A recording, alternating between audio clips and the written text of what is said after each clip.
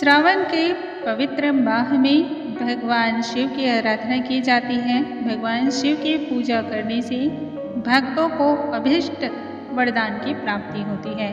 श्रावण का माह भगवान शिव को अत्यधिक प्रिय है और भगवान शिव अपने भक्तों के ऊपर अपनी कृपा दृष्टि बरसाते हैं। व्यक्ति के जीवन में चल रही तमाम परेशानियों से मुक्ति मिलती है, तमाम बाधाएं दूर होती हैं और भगवान शिव, भगवान भोलेनाथ अपने नाम के अनुसार ही बहुत ही ज़्यादा भोले हैं, भक्तों को कभी भी निराश नहीं करते हैं। दोस्तों, आज के इस वीडियो में हम सुनेंगे भगवान शिव की कथा के बारे में। सोमवार की व्रत की कथा। सोमवार का व्रत भगवान शिव के निमित्त किया जाता है और शिवलिंग के विधि विधान के अनुसार पूजा अर्चना की जाती है। आज के इस वीडियो में हम सोमवार के दिन सुनी जाने वाले व्रत की कथा के बारे में ही श्रवण करने वाले हैं। अंत में ये भी बताऊंगी कथा को श्रवण करने के किन नियमों का पालन भी हमें अवश्य करना चाहिए ताकि पूर्ण फल की प्राप्ति हो। आइए जानते हैं इसके बारे में। नमस्कार दोस्तों, कैसे हैं आप सभी। उम्मीद करती हूँ आप सभी स्वस्थ होंगे, सुरक्षित होंगे और आप सभी के उत्तम भविष्य की कामना करते हुए आज का ये वीडियो स्टार्ट करती हूँ। सर्वप्रथम हम भगवान श्री गणेश का ध्यान करते हैं, जो कि हमारे प्रथम पूज्य देवता है। ओम श्री गणेशाय नमः। श्री वक्रतुंड महाकाय सूर्यकोटि समप्रभा निर्विघ्नं कुरु मे देव सर्वकार्येषु सर्वदा। ओम नमः शिवाय। एक साहूकार था जो भगवान शिव का अनन्य भक्त था।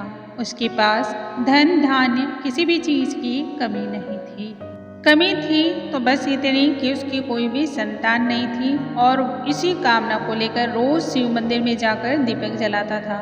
उसके इस भक्तिभाव को देखकर एक दिन माता पार्वती ने शिव जी से कहा, हे प्रभु, ये साहूकार आपका अनन्य भक्त है।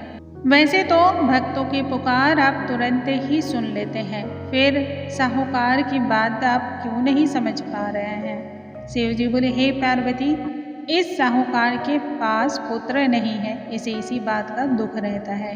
तब माता पार्वती बोली, हे ईश्वर, कृपा करके इसे पुत्र का वरदान दे दीजिए। तब भोलेनाथ ने कहा कि हे पार्वती, साहूकार के भाग्य में पुत्र का योग तो है ही नहीं। ऐसे में अगर इसे पुत्र प्राप्ति का वरदान मिल भी गया तो वह केवल 12 वर्ष की आयु तक ही जीवित रहेगा।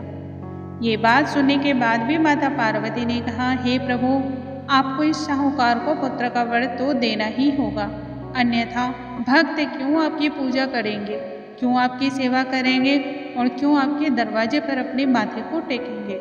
माता के बार बार कहने पर भोलेनाथ ने साहू को पुत्र होने का वरदान दिया, लेकिन ये भी कहा कि वह केवल 12 वर्षों तक ही जीवित रहेगा। साहूकार ने ये सारी बातें सुनी और वो समझ ही नहीं पाया वो खुशी मनाए या फिर दुख, इसलिए उसे कुछ भी समझ ना आया। लेकिन हाँ, पहले की तरह भगवान भोलेनाथ की पूजा अर्चना करता रहा। उधर सेठानी गर्भवती हुई और 9वें महीने में उसे एक सुंदर बालक की प्राप्ति हुई।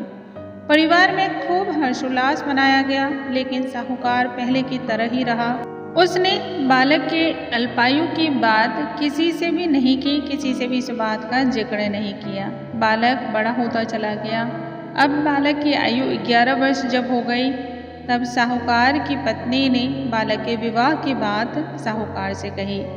इस पर साहूकार ने कहा वह अभी बालक को पढ़ने के लिए काशी भेजेगा। उसके बाद उसने बालक के मामा को बुलाया और कहा, इसे काशी पढ़ने के लिए ले जाओ और रास्ते में जिस भी स्थान पर रुकना वहाँ यज्ञ और ब्राह्मणों को भोजन कराते हुए ही आगे बढ़ना।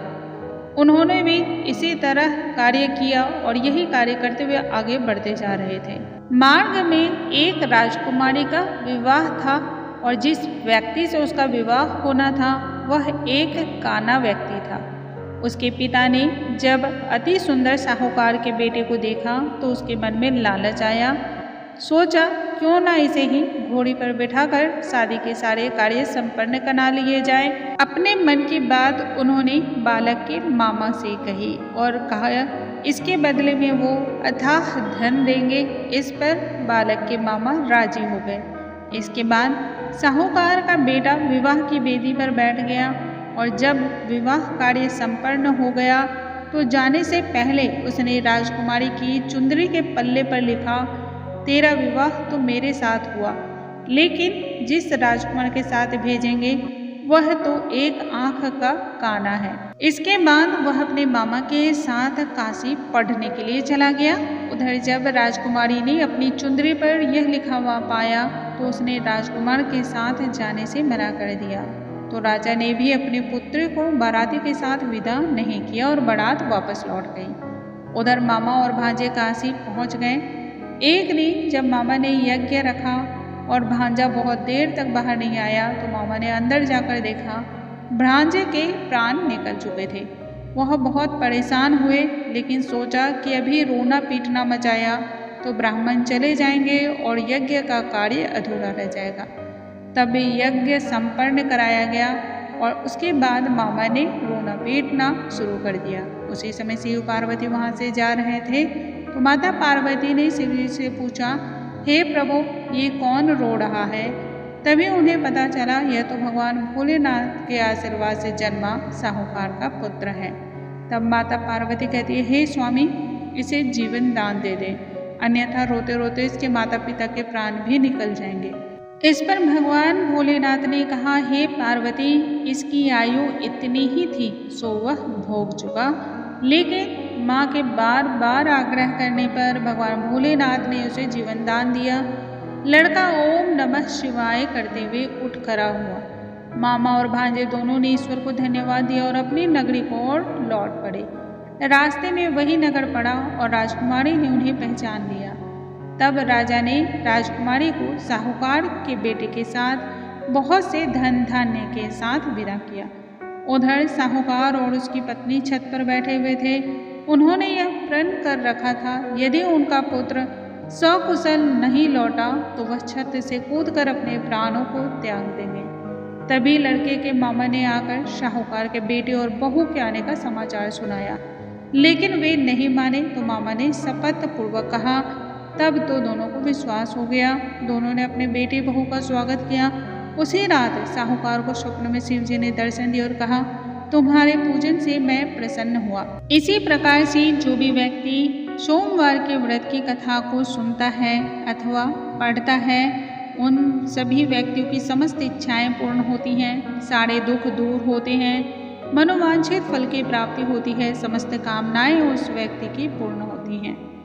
दोस्तों, इस तरीके से भगवान शिव की कथा का हमें श्रवण करना चाहिए। खासकर सोमवार के व्रत करने वाले को तो अवश्य करनी चाहिए। दोस्तों, अब हम जानते हैं सोमवार के व्रत की कथा को सुनने के कौन कौन से नियम हैं। सबसे पहला नियम आपका ये है, आप आसन पर बैठे और आसन पे बैठ कर ही आपको कथा का श्रवण करना है। दूसरा, जब भी आप व्रत की कथा का श्रवण करें, अपने पास एक लोटे में जल जरूर रखें। तीसरा, व्रत की कथा के दौरान अपने हाथों में पुष्प अथवा अक्षत जरूर रखें, खाली हाथों से कथा नहीं सुनी जाती है। चौथा, अपने सर को सदैव कथा सुनने तक ढककर जरूर रखना चाहिए।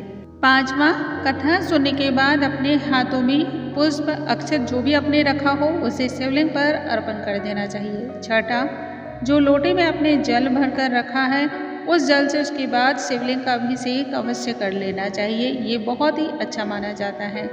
और सबसे लास्ट में आपको ध्यान रखना है, जब व्रत की कथा का समापन हो जाए तो जिस आसन पर आप बैठे हैं उसी आसन के नीचे आपको थोड़े से जल छोड़ने हैं।